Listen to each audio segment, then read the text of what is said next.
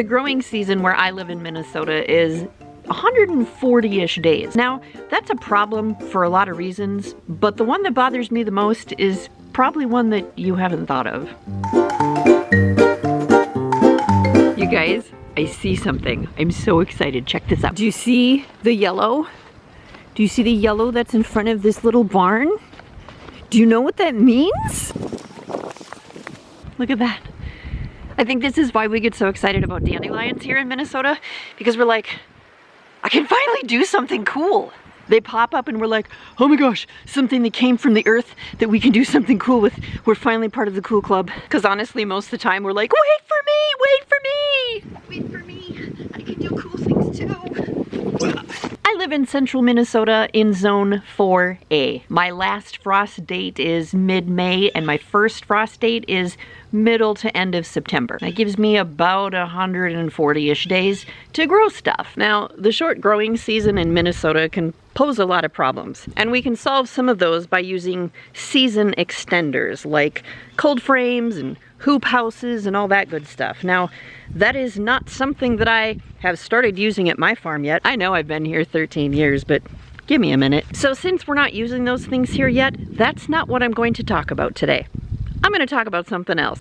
What I'm actually here to talk about today is the mental weirdness of being a homesteader in Minnesota or anywhere else that has a pretty short growing season, and being on social media and watching the rest of the world, or at least it seems like the rest of the world, be months ahead of you in their garden, in their homesteading, and everything that's going on with their property. Now, if that bothers you, that might actually be the kick you need to start using some season extenders, but again, that's not what I'm here to talk about. Check this out.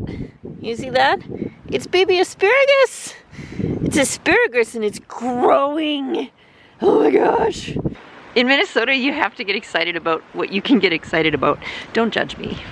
There's like this social media fear of missing out. I think they call it FOMO, F-O-M-O. I don't know, I can't keep up with this stuff. So fear of missing out or feeling like you're behind, and that can really impact your sense of productivity, your perception of success. Rhubarb, you're my favorite 'cause you make me remember I'm not a failure at growing things. If you are new to homesteading or gardening, you may not realize that people who live in Florida are dealing with completely different situations with their gardening and their homesteading than you are in Minnesota or wherever you live. And you might be on social media seeing all the great things they're doing right now, and you're looking at all the stuff you can't do, and it makes you feel like a failure. Or you're trying to do the same things that they're doing and you don't understand why it's not working. As you can see, the neighbor behind me who has all these fields, he's not planted either. It's not a problem. Don't judge us, Texans. And then the other thing is, when you finally get to the point where you can do something, the rest of the world is like, yeah, we've already been doing that for 2 months. Been there, done that, and you're so excited that you finally got a strawberry. You're finally enjoying something you've harvested from your garden for a meal, and everybody else is like, yeah, moving on. This is where the Ruth Stout garden is. This is where we plant potatoes and onions, and as you can see, it's not ready yet. Not quite. Still got some stuff to do, but I haven't gotten to that yet, have I? I'm not really behind. Don't judge me, people from Florida. It's really hard to keep up with homesteading trends when you live in Minnesota and you have such limited time to do all the things. In Minnesota, we wait and we wait and we wait and we're like, okay, now it's go time, now we can do it.